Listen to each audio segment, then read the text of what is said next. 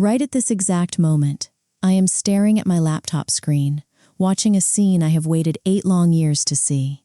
The live camera feed shows the most exclusive VIP dining room in my restaurant.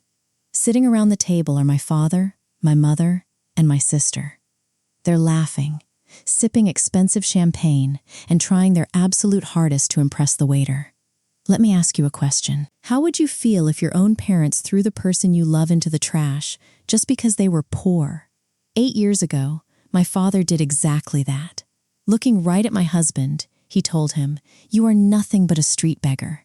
If my daughter stays with you, she's going to starve." But he didn't stop there. My family owned a restaurant that was drowning in debt. My husband wanted to save it with his own 2 hands. Instead, my father literally threw him out, sold the failing restaurant to a stranger, and disowned me from the family forever. But there was one tiny detail they didn't know. The stranger they sold the restaurant to wasn't a stranger at all. My husband and I used every last penny of our savings to buy the place anonymously. And today, 8 years later, that dying, bankrupt restaurant is now a $200 million food empire. And the sole owner of this massive empire is the man they called a street beggar, my husband. They didn't just come here tonight to have dinner. They came to beg the mysterious owner of this empire for a massive financial bailout because their own lives are currently falling apart and they are on the verge of homelessness. And in exactly 15 minutes, their dinner will be over. My waiter is going to walk up to their table and hand them a sleek, black folder. They're going to assume it's just the bill for their meal. But no, I promise you, what I have placed inside that folder instead of a receipt is going to wipe that arrogant smile right off my father's face forever. You couldn't even begin to imagine what I actually put inside that folder. I know exactly what you're thinking. And I know that, even if it's just to find out the secret of that black folder, you are going to watch this story until the very end. I trust that you won't leave me halfway. Before we begin the story, I just have one small request for you. If you are watching this on YouTube, please show some love and subscribe to my small channel. And if you're watching on Facebook, please hit that follow button and stay by my side. A single like from you gives me so much courage to keep going. And tell me, have you ever been deeply insulted by the people closest to you? Let me know in the comments below. I read every single one of them. So, without further ado, let's go back 8 years and begin the story. Let's rewind the clock to exactly 8 years ago. Back then, I wasn't a millionaire. I was just a 24-year-old girl who was desperately trying to navigate a family that valued money over absolutely everything else. My father was a very proud, very arrogant man. He owned one of the oldest, most prestigious fine dining restaurants in the city. To my parents, that restaurant wasn't just a business, it was a crown. They believed we were culinary royalty. I grew up in a world where my parents constantly judged people based on what kind of car they drove, what designer shoes they wore, and how many zeros were in their bank accounts. And then, I met Liam. Liam was the exact opposite of everything my family stood for. He didn't own a Rolex. He didn't wear custom Italian suits. He wore faded jeans and an apron stained with flour and spices. Liam didn't have a massive restaurant. He had a tiny, beat-up, secondhand food truck where he sold gourmet street food. But let me ask you a question.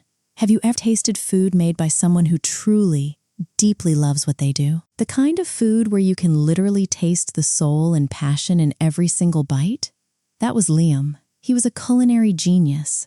But because he didn't have the fancy title of an executive chef or a massive bank account, my family treated him like he was completely invisible. Actually, invisible would have been better. They treated him like a disease. Every time I brought Liam around my family, they made sure to remind him of exactly where he stood. My mother would look at his rough, working hands and ask him, "So, Liam, are you still flipping burgers in that little metal box of yours?"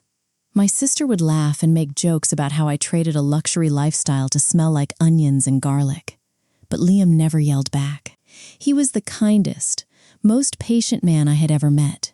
He would just squeeze my hand under the table, smile politely, and say, "I'm building something from the ground up, ma'am. It just takes time. But my father? My father despised him. To my father, Liam wasn't just poor. He was an insult to our family's status. And the tension finally exploded on a rainy Sunday evening. My father had invited us to his prestigious restaurant for a formal family dinner. I didn't want to go, but Liam, being the good man he is, convinced me. He said, "Sarah, they are your family. We have to keep trying." We sat down at the best table in the restaurant. The crystal chandeliers were glowing. The waiters were pouring expensive wine. My father was holding court, bragging about how much money his restaurant was making. Even though, behind closed doors, I knew he was starting to struggle with debt. During the dinner, my father looked over at Liam, swirling the wine in his glass with a mocking smirk. "Tell me, Liam," my father said, his voice loud enough for the neighboring tables to hear. "When are you going to give up this little street food fantasy of yours and get a real job? A man your age should be providing for a family, not serving greasy tacos to drunk college kids at 2 a.m. I felt my blood boil. "Dad, stop it," I snapped. "Liam's food truck is actually doing really well. He has a passion for this."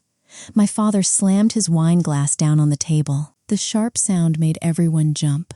"Passion doesn't pay the mortgage, Sarah." My father raised his voice, his face turning red with anger. He looked at Liam with absolute disgust. "Look at you.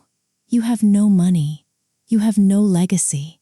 You are a broke, uneducated cook sitting in a fine dining establishment that you could never afford to eat in if I wasn't paying for it. You are a complete failure." I want you to pause right here and imagine that moment. Imagine the man you love, sitting at a table, surrounded by people in expensive clothes, being publicly humiliated and stripped of his dignity by your own father. I looked at Liam. His jaw was clenched. His eyes were filled with a quiet, agonizing pain, but he didn't raise his voice. He just looked down at his plate. I couldn't take it anymore. My heart was breaking for him. I pushed my chair back, stood up, and grabbed Liam's hand. "We're leaving," I said, my voice shaking with tears of absolute rage. "I am not going to sit here and let you speak to him like this. You think your money makes you better than everyone else, but you are the most miserable people I have ever met." My mother gasped. My sister stared at me in shock. But my father stood up. He threw his expensive linen napkin onto his half-eaten steak. He pointed a shaking finger directly at my face, his eyes cold and dead. He didn't just yell. He delivered a sentence that would permanently sever my ties to the only family I had ever known. "If you walk out that door with that pathetic loser," my father said, his voice dropping into a chilling, absolute warning. "Don't you ever come back." He paused, making sure every single word cut deep into my soul. "If you stay with him, you are no longer part of this family." I stood there for 3 seconds.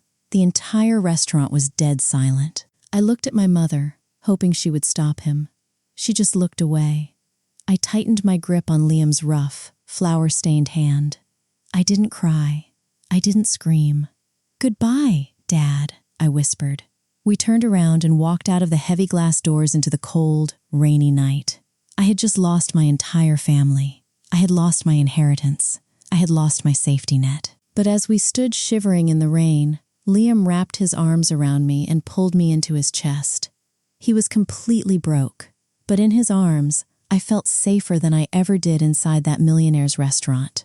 What my family didn't know was that the very restaurant they were so proud of, the very restaurant where they just humiliated us, was secretly bleeding out. They were months away from total destruction.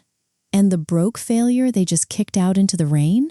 He was the only one who saw it coming. Walking away from your family in the pouring rain sounds like a dramatic movie scene, but let me tell you the reality of it. The reality is terrifying. For the first few weeks after my father disowned me, Liam and I struggled. We moved into a tiny, cramped one-bedroom apartment right above a noisy laundromat. To make rent, Liam worked 16-hour shifts in his little food truck, and I took up a job as a waitress at a local diner. My family completely cut me off. No phone calls, no text messages, not even an email to check if I was still alive. They had erased me from their lives simply because I chose love over a bank account. But karma has a very funny way of balancing the scales. Because while Liam and I were struggling but happy, the shiny, arrogant world of my parents was secretly collapsing from the inside out. Do you remember how my father used to brag about his prestigious fine dining restaurant?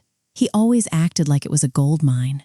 But what I knew, and what my father was desperately trying to hide from the public, was that the restaurant was dying. The culinary world moves fast, but my father was stubborn. He refused to update the menu. He refused to change the classic, outdated decor. He kept hiring expensive, arrogant executive chefs who cooked boring food while charging people $150 for a plate of steak that tasted like cardboard. Slowly but surely, the wealthy customers stopped coming. The reservations dropped. The online reviews turned brutal. And then, the massive financial problems began. My father had taken out a huge commercial loan to open a second location a few years back, but that location failed miserably and had to be shut down. Now, the bank was demanding their money. The debt was stacking up to millions. The suppliers were refusing to deliver fresh ingredients because they hadn't been paid in months. The prestigious family legacy was literally weeks away from complete bankruptcy. One evening, after finishing my shift at the diner, I was sitting on the floor of our tiny apartment, folding laundry. Liam was sitting at our small kitchen table, staring intensely at his laptop screen. He had managed to get his hands on some public financial records regarding my father's restaurant. "Sarah," Liam said quietly, not taking his eyes off the screen. "Come look at this." I walked over and looked over his shoulder. The screen was filled with charts, negative profit margins, and a steep downward curve that looked like a free fall. "They are drowning," Liam whispered, pointing at the numbers. "Your father is bleeding roughly $50,000 a month. If he doesn't inject massive capital immediately, the bank is going to seize the building by the end of the year." I felt a strange mix of emotions. A part of me wanted to feel sorry for my father. But then I remembered the cruel, dead look in his eyes when he told me I was no longer his daughter. "He's going to sell it," I said softly, looking at the charts. "My father is too proud to declare bankruptcy. He will quietly sell the restaurant to a corporate buyer, pretend it was a strategic business move, and take whatever leftover cash he can get to maintain his wealthy lifestyle." I expected Liam to nod and agree with me. I expected him to be happy that the man who called him a street beggar was about to lose his crown. But Liam didn't smile. He didn't look happy at all. Instead, he looked incredibly serious. He closed the laptop, stood up, and looked at me with a fire in his eyes that I had never seen before. "Sarah," he said, his voice firm and passionate. "That building has been in the city for 40 years. It's sitting on prime real estate. The kitchen infrastructure alone is worth millions. The problem isn't the restaurant. The problem is the ego running it." He grabbed my hands, his flour-stained fingers holding mine tightly. "This place isn't dead," Liam said, staring deep into my eyes. "It's just being run by people who stopped believing in the food and only care about the money. If someone went in there, completely gutted the outdated menu, brought in fresh, innovative cooking, and breathed some actual soul back into that kitchen, it wouldn't just survive. It would become the biggest culinary destination in the state." I looked at him, completely stunned. Here was a man who worked 16 hours a day in a rusty metal food truck. A man my family had publicly humiliated, crushed, and thrown out into the rain. And yet, instead of plotting revenge or laughing at their downfall, he was analyzing their business model. He saw the diamond hidden inside the dirt. Let me ask you a question. What is the difference between a wealthy man and a visionary? My father was a wealthy man. He saw a failing business and wanted to run away with a bag of cash to save his own ego. But Liam? Liam was a visionary. He saw a failing business and saw the exact blueprint of how to build an empire. "Liam," I whispered, my heart starting to race. "What are you saying?" Liam took a deep breath. "I'm saying," he replied, his voice steady, "that when your father puts that restaurant up for sale, I want to buy it." I literally stopped breathing. "Buy it?" I gasped.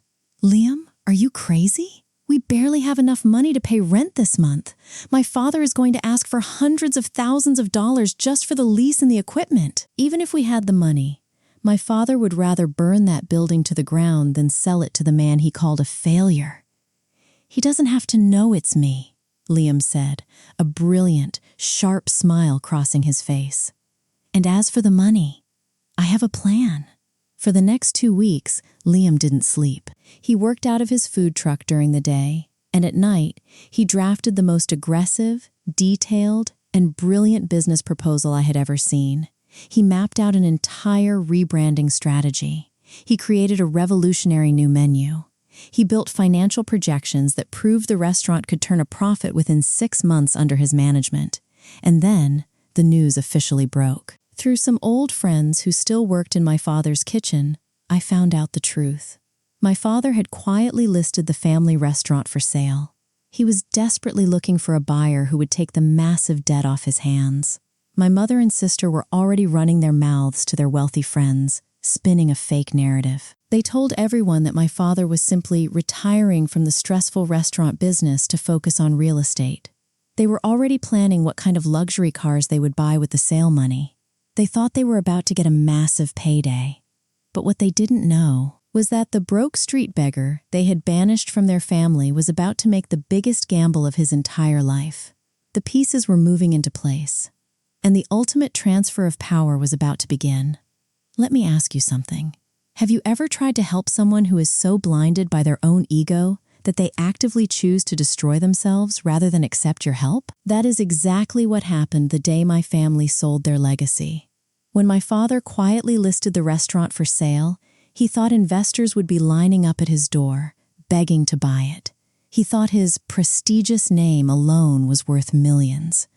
But the business world is brutal, and numbers don't lie. Potential buyers looked at his massive debt, the declining customer base, and the outdated kitchen, and they walked away. Weeks turned into a month, and my father was getting desperate. Meanwhile, Liam had finished his master plan. He had managed to secure a meeting with a small, independent commercial bank. He pitched his revolutionary menu, his rebranding strategy, and his financial projections. The bank was incredibly impressed by his passion, but because Liam didn't have any major assets to put up as collateral, they could only offer him a limited commercial loan. It wasn't enough to buy the restaurant outright, but it was enough to buy the lease, the kitchen equipment, and take over the debt. Liam knew my father would never sell to him if he knew who was behind the offer. So, Liam hired a middleman, a corporate broker, to submit the offer anonymously. The broker presented Liam's offer to my father. It was a fair deal. It would clear my father's debt and give him a modest but respectable exit. For a few days, we waited in our tiny apartment, checking the phone every 5 minutes. We thought we had actually pulled it off. We thought the nightmare was over. And then, my phone rang. It wasn't the broker. It was my sister, Chloe. I stared at the screen. She hadn't spoken to me in months. My heart started pounding as I answered the call. Well, well, well. Chloe's voice dripped with absolute venom and mockery. I have to admit, Sarah, you guys are bold. Stupid, but bold. My stomach dropped. What are you talking about, Chloe? Did you really think Daddy wouldn't find out? She laughed, a sharp, cruel sound. The broker slipped up. He accidentally mentioned that the buyer was planning to completely gut the menu and introduce gourmet street food concepts. Daddy did some digging. He knows it's Liam. He knows the broke failure tried to buy our restaurant behind our backs. I felt the blood drain from my face. The cover was blown. Chloe! Listen to me, I pleaded, trying to keep my voice steady. Liam's offer is solid. He has the bank backing. Dad is drowning in debt. If he doesn't take this deal, the bank is going to seize the building anyway. Tell him to drop his ego and just take the deal.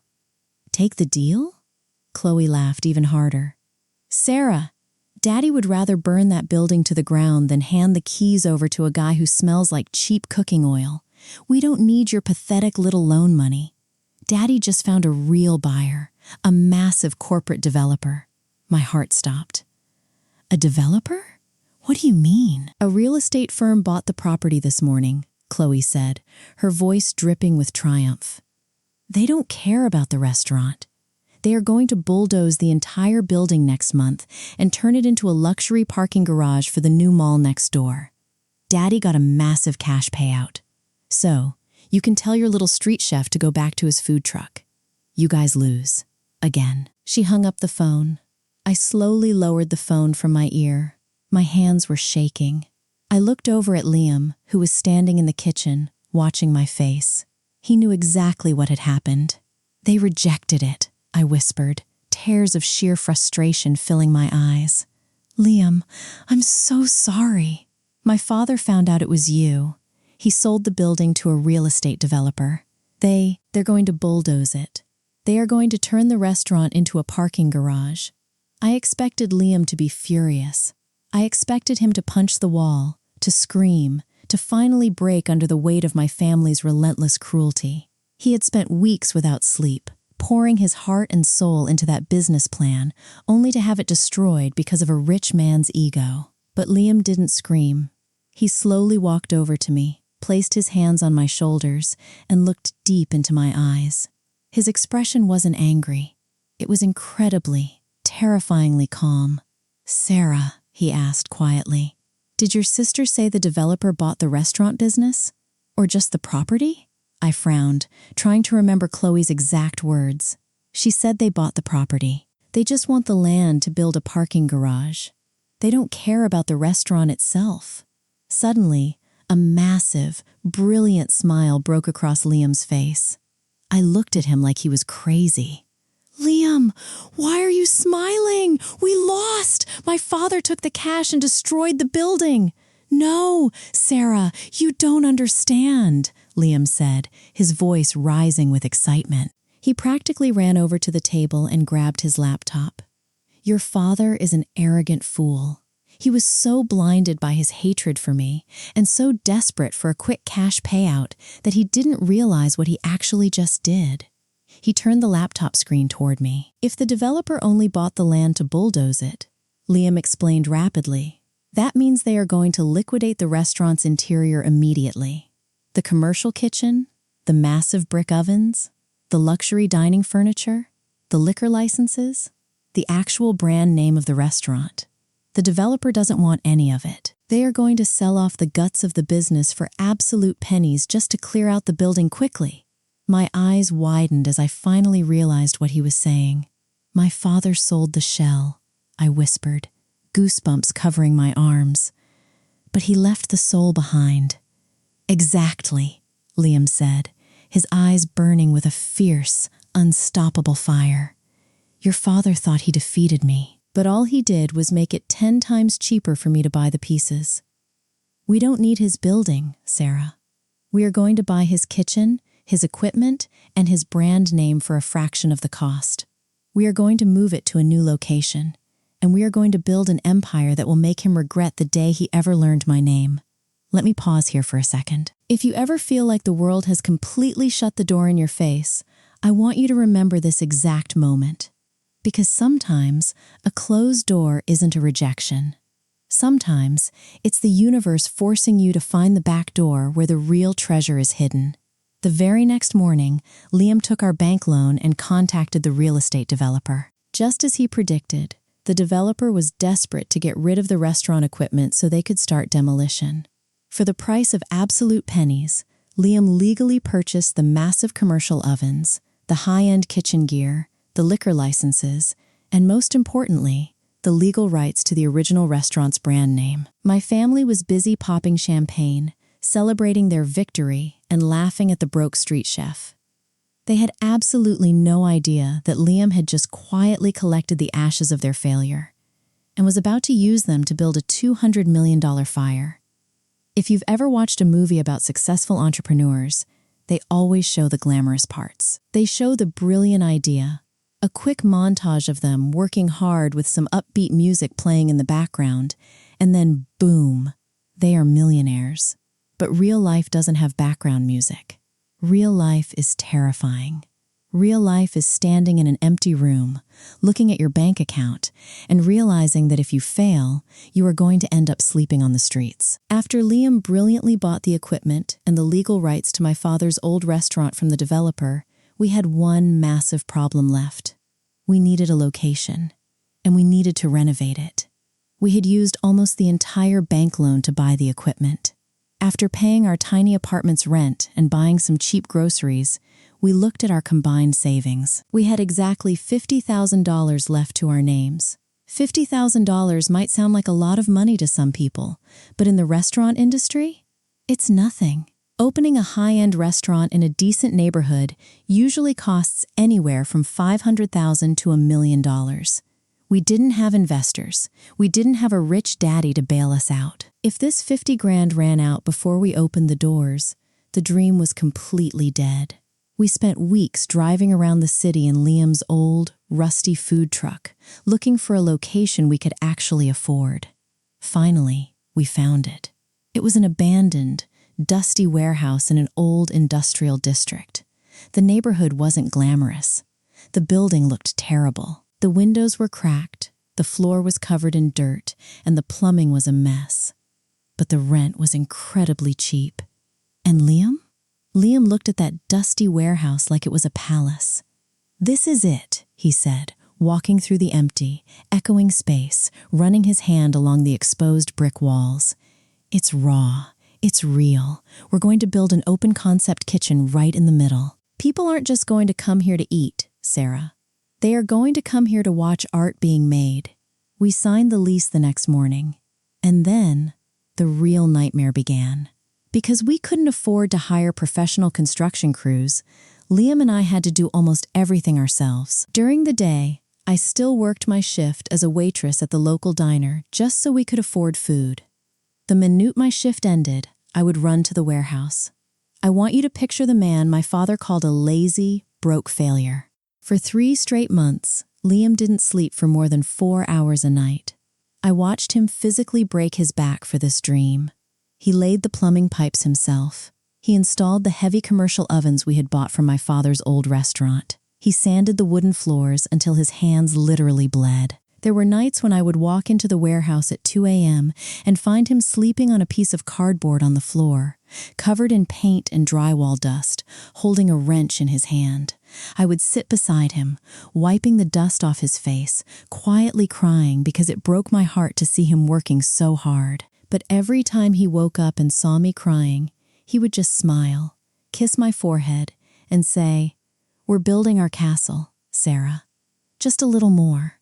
But while we were bleeding for our future, my family was busy mocking it. Word had somehow gotten around our old social circle that Liam and I were trying to open a restaurant in the industrial district. My sister, Chloe, thought it was the funniest thing in the world. One night, while I was painting a wall in the warehouse, my phone buzzed. A friend from my old life had sent me a screenshot of Chloe's latest social media post. It was a picture of Chloe and my mother drinking cocktails at a luxury rooftop bar. The caption read, "Some people are born for the penthouse, and some people are born to scrub floors in dirty warehouses. Know your worth, ladies! #DodgeDayBullet #upgrades only." I stared at the screen. My hands, covered in cheap white paint, started to shake. The sheer cruelty of it was suffocating. They had everything. My father's real estate payout, luxury cars, expensive clothes. And yet, they still found the time to publicly humiliate the daughter they had thrown away. I dropped the paintbrush. I slid down the wall, sat on the dusty floor, and buried my face in my hands. The pressure, the exhaustion, the fear of losing our last $50,000. It all finally crashed down on me. I started sobbing uncontrollably. Liam heard me crying. He dropped the tools he was holding and ran over to me. He knelt down on the dirty floor and pulled me into his arms. "Sarah, hey, look at me," he said softly, wiping my tears with his rough, calloused thumbs. "What's wrong? What happened?" I couldn't speak. I just handed him my phone. Liam read Chloe's post. I waited for him to get angry. I waited for him to curse them out. But he didn't. He just calmly locked the phone and tossed it onto a nearby table. "I can't do this, Liam," I whispered, my voice breaking. "What if they are right? What if we fail? We have no money left. If this restaurant doesn't work, we are going to be on the streets. My family is going to laugh at us for the rest of our lives. What if we fail?" I want you to listen very closely to what Liam said to me in that moment, because it is the exact reason why he is now a multimillionaire and my father is a broken man. Liam looked deep into my eyes, and with absolute, unshakable conviction, he said, "Then we will fail together." He grabbed both of my paint-covered hands and held them tight. "Sarah, your family measures success by how much money they can show off to strangers," Liam said, his voice echoing in the empty warehouse. "But real success isn't about avoiding failure. It's about having the courage to build something in the dark while everyone else is laughing at you in the light. They have their cocktails and their penthouses. Let them laugh. Because when we finally open these doors, the noise we make is going to deafen them." He kissed my hands, stood up, picked up his tools, and went back to work. I wiped my tears. I picked up my paintbrush. And I never doubted him again. 2 weeks later, the renovations were finally finished. We had exactly $400 left in our bank account. It was the absolute edge of the cliff. We officially flipped the sign on the door to Open. The restaurant nobody believed in, built by the man my family called a failure, was finally alive. We just needed customers. But what happened next was something neither of us could have ever predicted. The hardest part about opening a restaurant isn't the cooking, and it isn't the construction. The hardest part is opening the doors on your very first night, standing behind the counter with a racing heart and waiting for someone, anyone, to walk inside. We called the restaurant the Iron Oven. It wasn't a fancy, pretentious, fine dining establishment like my father's. There were no white linen tablecloths, no crystal chandeliers, and no arrogant waiters in tuxedos. It was raw. It had exposed brick walls, warm industrial lighting, and a massive open-concept kitchen right in the center. Liam wanted the customers to smell the wood fire smoke, hear the sizzling of the pans, and see the passion that went into every single plate. His menu was a masterpiece. He took high-end, gourmet ingredients and fused them with the comforting, rich flavors of the street food he used to sell in his food truck. It was brilliant. It was unique. But for the first month, it was a ghost town. Because we were located in an old industrial district, there was 0 foot traffic. People didn't just casually stroll past our doors. We didn't have the budget for marketing or fancy social media campaigns. Our marketing strategy consisted of me handing out flyers on street corners in the freezing cold. Let me tell you, the silence of an empty restaurant is deafening. Some nights, we would have maybe 2 or 3 tables. I would serve the food with the biggest, brightest smile I could manage. But inside, I was absolutely terrified. The little money we made barely covered the cost of ingredients for the next day. The rent was due. The electricity bill was piling up. To make matters worse, the local food critics, the ones who used to eat for free at my father's restaurant, refused to even visit us. One minor critic actually wrote a small, mocking piece in a local blog. He wrote, "I hear the disgraced daughter of the city's former culinary king has opened a warehouse kitchen with a street food cook. Gourmet tacos in an abandoned factory? I give them 3 months before they close their doors for good." I saw my family like and share that article on social media. They were literally watching from their luxury penthouses, eating popcorn, and waiting for us to crash and burn. The pressure was suffocating. 2 of the 3 line cooks Liam had hired quit because we couldn't guarantee them steady hours. It was just Liam, sweating over the hot stoves for 14 hours a day, and me, running the front of the house, washing the dishes, and trying to keep the panic out of my voice. One night, it was particularly bad. It was a Friday night, the night a restaurant is supposed to be packed. We didn't have a single customer, not one. At 10 p.m., I locked the front door, turned off the neon open sign, and walked into the kitchen. Liam was standing by the stainless steel prep table, staring blankly at a massive tray of fresh, expensive ingredients that were going to go to waste. He looked so incredibly tired, For the first time since this entire journey began, I saw a crack in his armor. "I'm sorry, Sarah," Liam whispered, his voice thick with exhaustion. He leaned his hands on the metal table, his head hanging low. "I thought the food would be enough. I thought if I just cooked with enough heart, people would come. But I dragged you into this. You lost your family for this. And now we can't even pay the electric bill." Seeing the man I love, the strongest man I know, blaming himself for our struggle broke my heart into a million pieces. I walked over, wrapped my arms around his waist from behind, and pressed my cheek against his back. "Don't you dare apologize," I said firmly. "My family didn't love me, Liam. They loved what I represented. I would rather eat plain rice on the floor of this empty kitchen with you than eat caviar at my father's table. The food is incredible. We just need one person to notice. Just one. I didn't know it at the time, but the universe was listening. Because the very next afternoon, that one person walked through our doors. It was a slow Tuesday lunch shift. A young guy wearing a hoodie and a beanie walked in alone. He didn't look like a food critic. He didn't look rich. He sat quietly in the corner booth, pulled out his phone, and ordered the signature dish. Liam's slow-braised, wood-fired Wagyu beef brisket served over a toasted, handmade artisan flatbread. I brought the plate to his table. He didn't say much. He just pulled out a small tripod, set up his phone, and took a bite. I was wiping down the counter, not really paying attention to him. But then, I heard a loud groan. I looked over. The guy had literally dropped his fork. He was staring at the food with his eyes wide open, like he had just seen a ghost. He quickly grabbed his phone, brought it closer to his face, and started recording a video.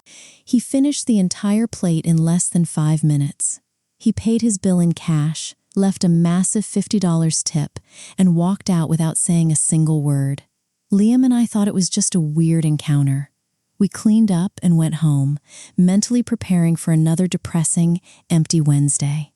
But we didn't know who that guy in the beanie was. We didn't know he was one of the biggest, most influential food reviewers on social media, with over 4 million followers who trusted his every word. And we definitely didn't know that at 2 a.m., while Liam and I were fast asleep in our tiny apartment, that guy uploaded a 60-second video. In the video, he looked directly into the camera and said, "I have eaten at Michelin star restaurants all over the world, but I just had the greatest meal of my entire life in an abandoned warehouse run by a guy who used to cook in a food truck. Cancel your dinner plans. Drop whatever you are doing. You need to go to the iron oven right now." When I woke up the next morning and checked my phone, I had 400 missed notifications. The spark had finally caught the dry wood, and the explosion was about to be biblical. Let me ask you something. Have you ever experienced a moment where your life changes so fast, so violently, that your brain can't even process what's happening? That was our Wednesday morning. When Liam and I pulled up to the industrial district in our rusty old car, we were expecting the same depressing, empty street. But as we turned the corner, Liam suddenly hit the brakes. There was a line of people, not just 5 or 10 people. There were at least 150 people standing outside the rusted metal doors of the iron oven. The line wrapped all the way around the building and stretched down the block. There were college students, businessmen in suits, families, everyone just standing there in the cold, waiting. I looked at Liam. His mouth was slightly open. He turned to me, completely stunned, and whispered, "Sarah, what did you do?" "I didn't do anything," I replied, my hands shaking as I looked at the crowd. "It was that guy yesterday. The guy in the beanie. He posted a video." We had to literally push our way through the massive crowd just to unlock our own front door. As soon as I flipped the sign from Sloss to Open, absolute chaos erupted. Within exactly 3 minutes, every single chair in the restaurant was full. The noise level was incredible. People talking, laughing, and constantly taking pictures of the open-concept kitchen. Liam didn't even have time to panic. He tied his apron, fired up the massive brick ovens, and went straight to work. I want you to picture the man my father called a lazy, uneducated street cook. That day, Liam cooked like a machine. The tickets were printing out of the machines so fast they were trailing onto the floor. The heat in the kitchen was unbearable, but Liam was in his element. Every single plate that left that kitchen was a masterpiece. The smell of wood-fired wagyu, caramelized onions, and rich spices filled the entire warehouse. I was running around the dining room like a madwoman. Every time a customer took their first bite, I saw the exact same reaction. Their eyes would widen, they would look at their friends, and they would shake their heads in disbelief. By 3 p.m., we had completely sold out of food. Every single ingredient we had in the walk-in fridge was gone. I had to stand at the front door and apologize to the 50 people still waiting in line, telling them to come back tomorrow. They didn't complain. They just promised they would be there early. When I finally locked the doors and flipped the sign back to closed, the restaurant was completely destroyed. The tables were messy, the floor was dirty, and the kitchen looked like a war zone. Liam was sitting on a milk crate near the back door, completely covered in flour, sweat, and grease. He was breathing heavily, holding a towel covered in soot. I walked over to the cash register and printed the final sales receipt for the day. I stared at the number at the bottom of the paper. My hands started to shake again, but this time, it wasn't out of fear. I walked over to Liam. I didn't say a word. I just handed him the receipt. He looked down at the paper. He blinked, rubbed his eyes, and looked at it again.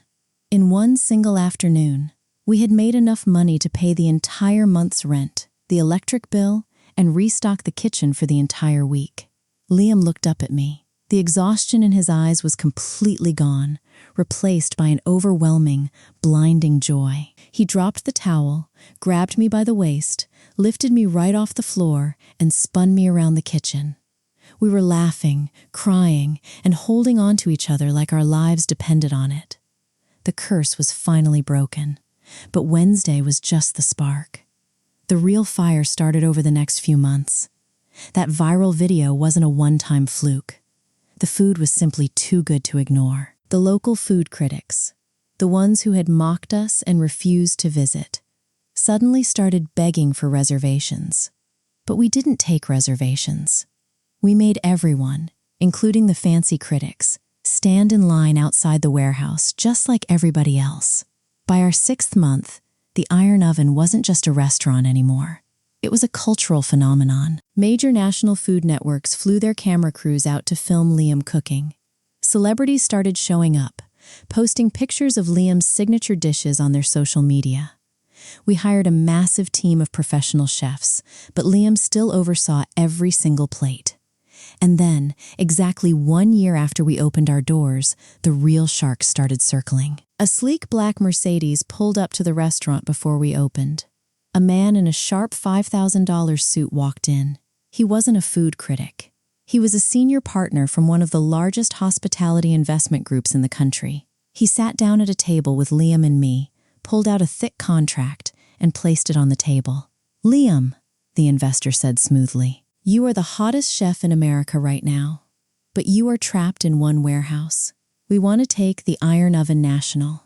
We want to open 10 locations in major cities across the country. We will fully fund the expansion. We will give you $10 million right now, but we want 60% controlling equity of the brand." I looked at Liam. My father would have signed that contract in a heartbeat. He would have taken the $10 million, bought a mansion, and let the corporate suits ruin the food. But Liam pushed the contract back across the table. "No," Liam said calmly. "I am not selling you control of my kitchen." The investor frowned. "Liam, be reasonable. You can't scale a business like this on your own. You're just a chef. If you don't take this deal, you'll eventually burn out."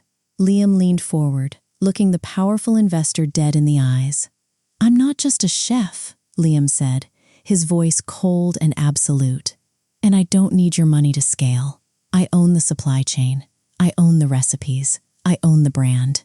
If you want a piece of this, you get 15% and you have 0 voting power. Take it or leave it." The investor stared at Liam, completely shocked by his sheer confidence. For a moment, nobody spoke. And then, the investor did something I never expected. He smiled, nodded, and pulled out his pen. As he signed the revised contract, the investor looked at Liam and said something that still gives me goosebumps today. "You know, Liam," the investor said, "you don't own a restaurant anymore. You own an empire." And just like that, the broke street cook my family threw away officially became a titan. They say success is the best revenge, but I disagree. Success isn't revenge. Success is freedom. Revenge is just a beautiful byproduct that happens when the people who doubted you are forced to watch you fly. Let's fast forward through the next 8 years of my life. When Liam told that powerful investor that he wasn't going to give up control of his company, it was the greatest business decision we ever made. Because over the next 8 years, the iron oven didn't just expand, it exploded. We didn't just open a second location. We opened 10. From New York to Miami, from Chicago to Los Angeles, people were waiting in lines for hours just to taste the food created by the man my father called a street beggar. But Liam didn't stop at restaurants. He was a visionary, remember? He launched a massive food delivery brand. He created a line of premium, packaged artisan sauces and spices that were sold in thousands of high-end grocery stores nationwide. He partnered with major celebrities, hosted his own culinary masterclasses, and built a massive, centralized supply chain that practically printed money. I stopped being just a waitress a long time ago. I became the chief operating officer of our entire corporation. We built a massive, sleek corporate headquarters right in the center of the city. I wore tailored suits, managed a team of brilliant executives, and oversaw the logistics of an expanding nationwide brand. And then, the official Wall Street valuation came in. I remember the day perfectly. I was sitting in my top floor office, looking out the floor-to-ceiling windows. My lead financial analyst walked in and handed me a thick, black leather folder. I opened it and looked at the final page. The total market valuation of the Iron Oven brand, including real estate, intellectual property, and active revenue, was $200 million. $200 million. I closed the folder. I didn't scream. I didn't jump up and down. I just leaned back in my chair and let out a long, slow breath. 8 years ago, I was standing in the freezing rain, holding Liam's hand, wondering if we were going to end up sleeping on the streets. 8 years ago, my father pointed his finger at me and told me that if I stayed with the broke loser, I would starve. And now, my husband was officially one of the wealthiest, most respected, and most powerful food entrepreneurs in America. Forbes wrote articles about him. Culinary magazines put his face on their covers, calling him the king of the modern kitchen. But let me tell you the craziest part about those 8 years. In all that time, through all the magazine covers, the viral videos, and the nationwide news stories, my family never reached out. Not a single phone call. Not a single text message. Why? Because my family didn't know it was us. When Liam and I built the empire, we made a very specific, calculated decision. We named the corporate holding company Apex Hospitality Group. Liam was the creative genius, but he hated the corporate spotlight. He rarely gave video interviews, and when he did, he never talked about his past or his family. I stayed entirely behind the scenes, running the business side of things. To the general public, Liam was just a brilliant, mysterious chef who came out of nowhere. My family, buried in their own arrogant little bubble, had absolutely no idea that the famous Chef Liam everyone was raving about was the exact same guy they had kicked out of their fine dining restaurant 8 years ago. To them, we were probably still living in a tiny apartment above a laundromat, failing at life. But while we were busy building our $200 million fortress, my family's castle was slowly crumbling into dust. I didn't actively spy on them, but in the elite business circles I now operated in, rumors were impossible to ignore. And the rumors about my father's empire were getting darker by the minute. You see, after my father sold his original restaurant to that real estate developer 8 years ago, he took the cash payout and tried to invest it into a massive commercial tech venture. He thought he was a genius businessman. But my father didn't understand the tech industry. He hired the wrong people, made arrogant, uneducated decisions, and burned through millions of dollars in less than 3 years. The tech venture failed miserably. But instead of accepting defeat, my father did what desperate men do. He started taking out massive, high-interest hidden loans to cover his tracks and maintain his wealthy appearance. He was paying for my sister's luxury European vacations with borrowed money. He was paying the mortgage on his massive mansion with borrowed money. He was living a lie, and eventually, the lies caught up to him. One afternoon, I was sitting in my office reviewing some new location contracts when my phone buzzed. It was a text from an old family friend, one of the few people who knew the truth about who I was. The text was a link to a local business news article. The headline read, "Former culinary king faces massive foreclosure. Family mansion seized by bank amidst mounting debt." I clicked the link and read the article. My father's entire real estate portfolio had collapsed. He was drowning in over $10 million of toxic debt. My mother's luxury country club memberships had been revoked. My sister's credit cards were entirely frozen. They had officially lost everything. They were bankrupt. I set my phone down on my desk. I didn't feel sorry for them. I felt a cold, sharp sense of absolute justice. The people who worshipped money over their own blood were finally getting crushed by the very thing they loved most. But I didn't know that their desperation was about to lead them right to my front door. Because 2 days later, my reservation manager walked into my office. He looked a little confused. "Sarah," he said, looking at his tablet. "We just got a very strange VIP reservation request for our flagship restaurant tonight. They are begging for a private dining room. They said they are trying to secure a meeting with the owner of the company." I frowned. "Who is it?" The manager looked at his screen and read the name aloud.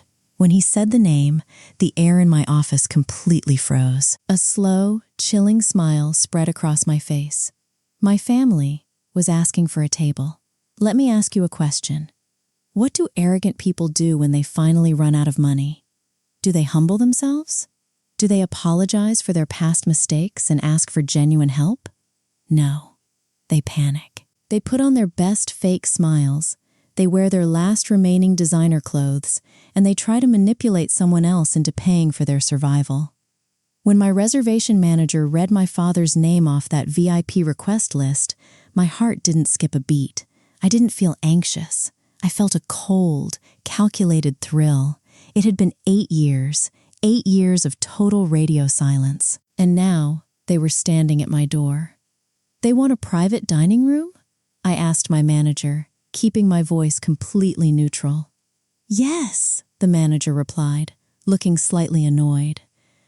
The man was incredibly pushy on the phone. He said he is a highly respected former restaurateur and that he needs a private table tonight because he wants to pitch a massive business proposition to the owner of Aegis Hospitality Group. He actually demanded to know if the CEO would be in the building tonight.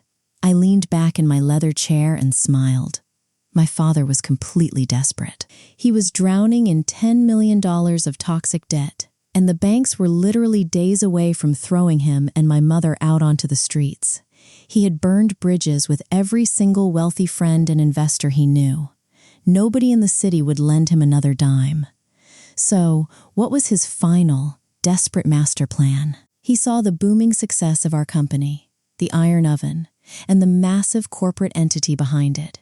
He saw the articles calling our anonymous CEO a billion-dollar visionary. He thought he could walk into our flagship restaurant, flash his old prestigious name, and convince this faceless billionaire to bail him out or buy his worthless, empty real estate properties. He thought he was going to manipulate a stranger. He had absolutely no idea that the billionaire visionary he was trying to meet was the daughter he threw away, and the man he called a broke street beggar. "What should I tell him, Sarah?" my manager asked. "We are completely fully booked for the next 3 months. Should I just deny the request?" I looked out the window of my office. I thought about the night I stood in the freezing rain, crying, holding Liam's hand. I thought about the 14-hour shifts, the bleeding hands, the sheer terror of spending our last $50,000. And then, I made a decision that would change their lives forever. "No," I said softly, turning back to my manager. "Don't deny the request. Give them VIP dining room number 3. Tell them it's the most exclusive table in the building. And tell them Tell them the CEO has agreed to hear their pitch tonight." The manager looked surprised but nodded. "Understood, boss. I'll make the arrangements." That evening, I didn't go home. I stayed at the flagship restaurant. I want to describe this restaurant to you so you understand the absolute poetry of this moment. Our flagship location wasn't just a building. It was built inside the exact same massive brick warehouse where Liam and I started with nothing. We had expanded it, renovated it into a stunning, multi-million-dollar masterpiece of glass, steel, and warm wood. But the most ironic part? The massive, beautiful commercial brick ovens sitting right in the center of the open kitchen were the exact same ovens Liam had bought for absolute pennies from the developer who destroyed my father's original restaurant. My father's legacy was quite literally cooking the food that made us rich. At 7:30 p.m., I was sitting in my private office on the second floor, looking at the live CCTV camera feed of the front entrance. The heavy glass doors opened, and there they were. My father, my mother, and my sister, Chloe. Watching them walk into my restaurant after 8 years felt surreal. They looked like ghosts of their former selves.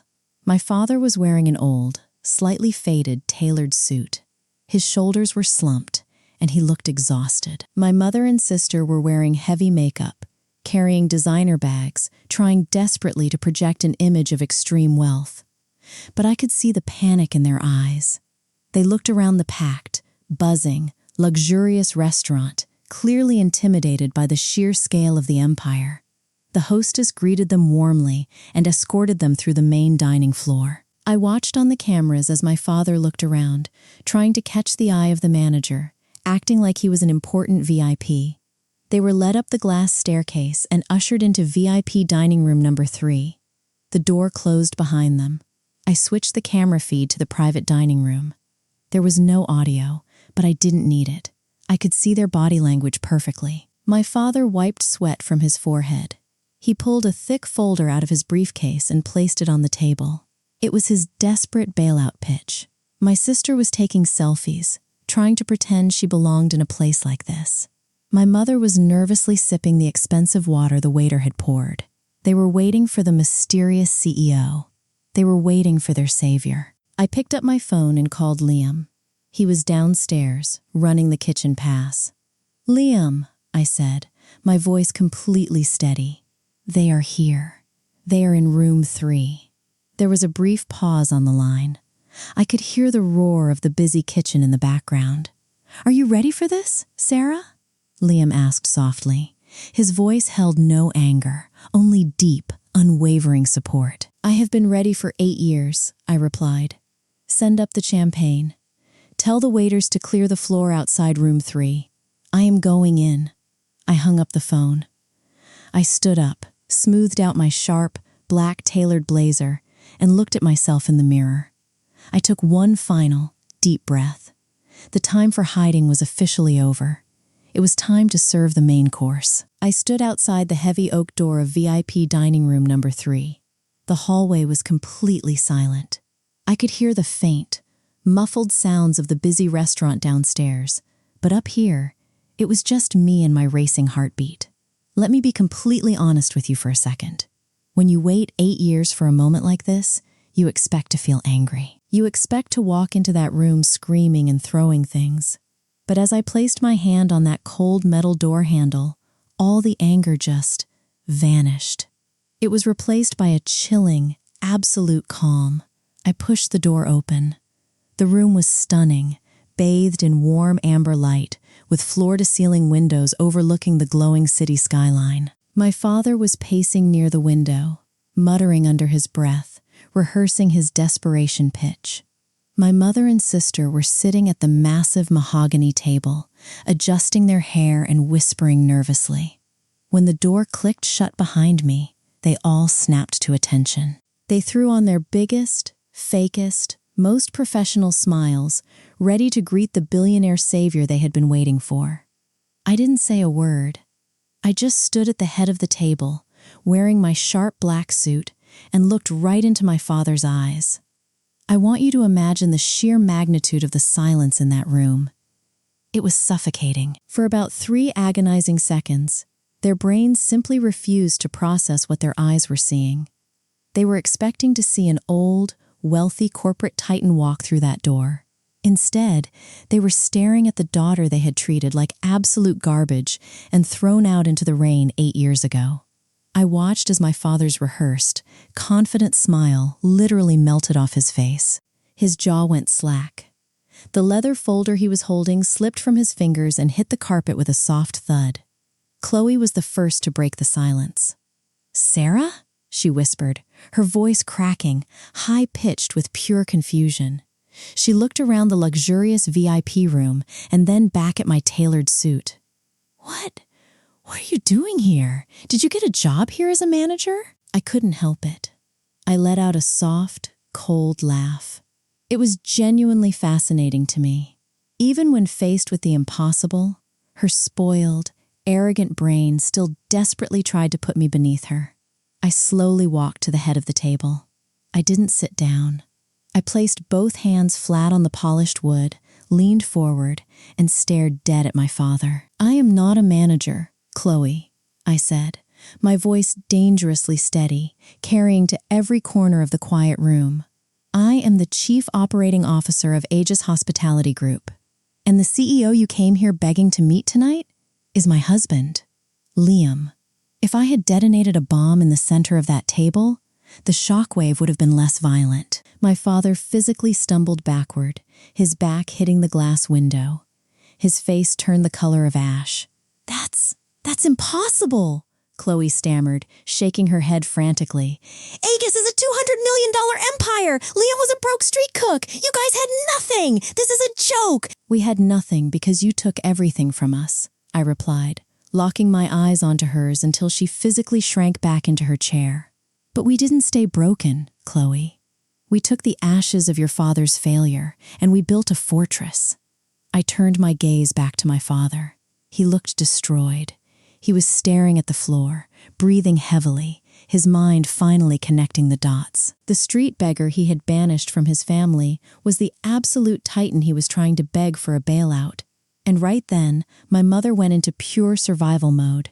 She did what toxic, manipulative people always do when they are cornered. She tried to play the emotional, loving mother card. "Sarah! Oh my God! Sarah!" she gasped, suddenly standing up, pressing her hands to her chest, forcing a massive, trembling smile. "Look at you! Look at what you and Liam have built! We had no idea! We are so incredibly proud of you!" She took a step toward me, reaching out her arms as if she wanted to hug me. "Let me ask you something. How do you respond to a mother who only loves you when she sees a price tag attached to your name?" I didn't yell. I didn't scream. I just tilted my head and gave her a razor-sharp look. "Sit down," I commanded. My voice wasn't loud, but it held so much raw authority that she froze mid-step. She slowly lowered her arms, looking terrified, and sank back into her chair. I walked around the table and picked up the thick folder my father had dropped on the floor. I tossed it onto the center of the mahogany table. "You didn't come here to congratulate me," I said coldly. "You came here because you are drowning in $10 million of toxic debt. The banks are taking your mansion next week. You came here to beg a stranger to buy your worthless real estate and save you from total bankruptcy." My father finally found his voice. It was weak, raspy, and completely stripped of his usual arrogance. "Sarah," he whispered, looking up at me with desperate, defeated eyes. "I made a mistake. I was wrong about Liam. I was wrong about everything. But please, you have to help us. If you don't absorb this debt, your mother and I will be out on the streets. We have absolutely nothing left. Please, we are still your family." "Family?" I repeated the word slowly, letting it hang in the air like a death sentence. I looked at my father, and the memory of the freezing rain hit me again. "You stopped being my family the night you told me to choose between a bank account and the man I loved," I said, my voice trembling slightly with the weight of 8 years of repressed pain. "You told me Liam was a failure. You told me I would starve. And while I was scrubbing floors and bleeding to build this empire, you were drinking champagne on yachts paid for with hidden loans." Chloe started crying. Real, ugly, panicked tears. "Sarah, please! You have $200 million! This debt is nothing to you. You can save us with one signature. Don't let your own parents go homeless." I looked at Chloe. Then I looked at my father. I slowly opened his folder, exposing his pathetic financial pleas. "You're right," I whispered, staring dead into my father's eyes. "I could save you with one signature." And then I reached into my blazer, pulled out a completely different black folder, and dropped it right on top of his with a loud smack. "But I didn't bring you here to save you," I said, my voice dropping to a terrifying whisper. "I brought you here to give you the final bill." I watched as all three of them stared at the black folder I had just slammed onto the table. My father's hands were shaking as he slowly reached out and opened it. He probably thought it was a buyout contract. He probably thought, deep down in his arrogant heart, that because I was his daughter, I would eventually cave in and pay off his $10 million debt. But as he opened the folder and read the very first page, I watched the last remaining drop of hope permanently leave his body. "What is this, Sarah?" my father whispered, his voice trembling. He looked up at me, his eyes wide with absolute horror. "That, Dad," I said calmly, leaning against the table, "is the original bill of sale for your restaurant from 8 years ago." Chloe frowned, wiping her ruined mascara. "Why are you showing us this? We know you bought the equipment. You already won. What more do you want from us?" "Let me ask you something. When someone hurts you deeply, when they try to destroy your life, do you just want them to apologize? Or do you want them to fully, painfully understand exactly what they threw away?" I looked at Chloe and smiled a very cold smile. "Keep reading, Dad," I instructed. "Turn to page 3. My father flipped the page. It was a certified financial audit of our company, the Iron Oven. 8 years ago, I said, my voice echoing in the dead silence of the VIP room, you sold your restaurant to a real estate developer for pennies because you were desperate for a quick cash payout. You told Liam he was a failure who didn't understand business. I pointed at the document in his shaking hands. Liam took the exact same commercial ovens you abandoned. He took the exact same brand name you thought was worthless, and he turned it into a $200 million empire. Do you understand what that means, Dad? You didn't just sell a failing restaurant to a developer. You sold the foundation of a multi-million-dollar legacy, and you sold it for absolute pocket change. My father closed his eyes. I could actually see the physical pain of his regret. For a man who worshipped money, realizing he had literally thrown away a $200 million golden ticket was a fate worse than death. But I wasn't finished. "Turn to the last page," I said.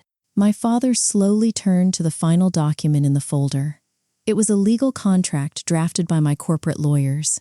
It was thick, airtight, and stamped with official seals.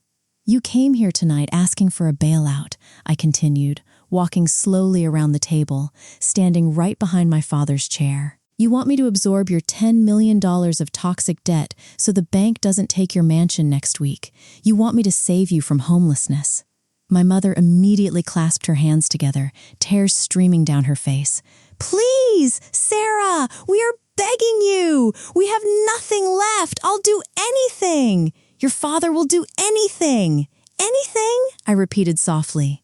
I walked back to the front of the table and looked at all three of them. "I will pay off exactly half of your debt," I said. $5 million. It won't save your mansion. The bank is still going to take your house. But it will keep you out of bankruptcy court, and it will keep you out of federal prison for the hidden loans you took." My father looked up, a glimmer of desperate hope flashing in his eyes. You'll give us $5 million? "I didn't say I would give it to you," I corrected him sharply. "I said I will pay it directly to the bank. You will not see a single penny of cash, and I am only doing it on one very specific condition." I tapped my finger on the legal contract sitting in front of him. "Read the condition, Dad." My father looked down at the paper. He read the words silently, and as he did, his face completely crumpled. He started shaking his head. "Sarah, no, you can't ask me to do this. This is my name. This is my legacy. Read it out loud, I demanded. My father swallowed hard. His voice cracked as he read the legal clause to my mother and sister. In exchange for the settlement of $5 million in debt, he read, tears finally spilling out of his eyes. I, Richard Carter, hereby legally surrender all rights, claims, and historical association to the Carter family name in the culinary industry. I publicly acknowledge that Liam Hayes is the sole founder and visionary of the Iron Oven, and I legally admit that my previous management of the restaurant was a complete financial failure. Chloe gasped. My mother covered her mouth, sobbing loudly. I was asking the most arrogant man in the city to legally sign a document admitting he was a complete failure and acknowledging that the street beggar he banished was the true genius. I was stripping him of the one thing he loved more than his own daughter, his pride. You want me to humiliate myself on public record, my father whispered, looking completely destroyed. You humiliated my husband in front of an entire restaurant, I replied, my voice hard and unforgiving. You told him he was a joke. You told me I would starve. You didn't just break our hearts. You tried to break our spirits. So yes, Dad, I want you to sign that paper. I want you to legally admit that the man you threw away is better than you will ever be. I pulled a sleek, expensive pen from my blazer pocket and tossed it onto the contract. You have exactly 60 seconds to sign it, I said, looking at my watch. If you don't, I will walk out of this room, and next week you will be homeless and facing federal fraud charges. The choice is yours. The room was agonizingly silent. The only sound was my mother's muffled crying. My father looked at the pen. He looked at me, hoping to see a glimpse of the little girl he used to control. But that little girl died in the freezing rain 8 years ago. With trembling, defeated hands, my father picked up the pen. He didn't say another word. He just lowered his head, signed his name on the dotted line, and pushed the folder back toward me. He had surrendered everything. His money, his house, his legacy, and his pride. I picked up the folder and the pen. I didn't smile. I didn't gloat. When you finally kill the monster that haunted your nightmares, you don't celebrate. You just feel a profound sense of peace. Dinner is on the house, I said softly, turning my back on them. Enjoy your meal. I walked out of VIP dining room number 3, letting the heavy oak door click shut behind me for the very last time. I walked out of that VIP room and headed straight down the glass staircase to the main kitchen. The restaurant was buzzing with energy. Waiters were rushing past me, carrying plates of incredible food. Customers were laughing, and the smell of wood fire smoke filled the air. Right in the center of it all, standing in front of the massive brick ovens, was Liam. He was wiping his hands on a towel, looking over a line of freshly plated dishes. When he saw me walking toward him, he handed the towel to his sous chef and stepped out of the kitchen. He didn't ask what happened upstairs. He just looked at my face. He saw the calmness in my eyes, the slight, peaceful smile on my lips, and he instantly knew. The ghost of my family had finally been laid to rest. Liam wrapped his arms around me and pulled me into a tight hug, right there in the middle of our bustling, $200 million restaurant. They used to say you were too broke to save this place. I whispered into his chest, laughing softly. Liam smiled, kissing the top of my head. And now? I pulled back, looked around the massive, crowded restaurant, and looked up into his eyes. Now, I smiled. They need a reservation. A few weeks later, the news officially broke in the financial papers. My father's real estate company declared bankruptcy. The bank seized their massive mansion and auctioned it off to cover their remaining debts. Because of the $5 million I paid, my parents didn't go to federal prison, but they were left with absolutely nothing. They had to move into a tiny, 2-bedroom apartment in a cheap neighborhood. The exact same kind of neighborhood Liam and I lived in when they first kicked us out. My sister, Chloe, couldn't handle the downgrade in lifestyle, so she moved away to another state, completely abandoning my parents when they had no money left to give her. And true to the legal contract my father signed, he completely stepped away from the culinary world. His arrogant legacy was officially erased from history. My family thought they were selling a failing restaurant for a quick cash payout. They thought they had outsmarted a broke street cook. They never realized they were actually selling the foundation of the empire my husband and I would build together. And just like that, the story comes to a close. But before you go, I want you to take away something bigger than just a revenge story today. This is a story about betting on yourself and protecting the people you love. Look, there will be moments in life when the people you trust the most will look down on you, simply because you don't have enough zeros in your bank account. They'll throw you away and tell you that you'll never amount to anything. But let me tell you a secret. They do not hold the pen to your destiny. You do. When everyone around you is laughing and mocking your dreams, you don't need to scream back at them. Put your head down, work in absolute silence, and let your massive success make a noise so loud that it shatters their arrogance forever. If you are still listening to my voice right now, I want to say a massive thank you. Sharing this painful truth wasn't easy, but knowing you stayed with me until the very end means the world. If Liam's and my journey gave you even a tiny spark of hope or courage today, please drop a like on this video. If you're hanging out with me on YouTube, I'd love for you to hit that subscribe button. And if you're watching on Facebook, make sure to click follow. Your support is the only fuel I need to keep bringing you these real, raw, and emotional stories. Before you click away, I have a question for you. Have you ever been humiliated by someone just because of money? How did you rise above it and prove them wrong? Head down to the comments and tell me your story.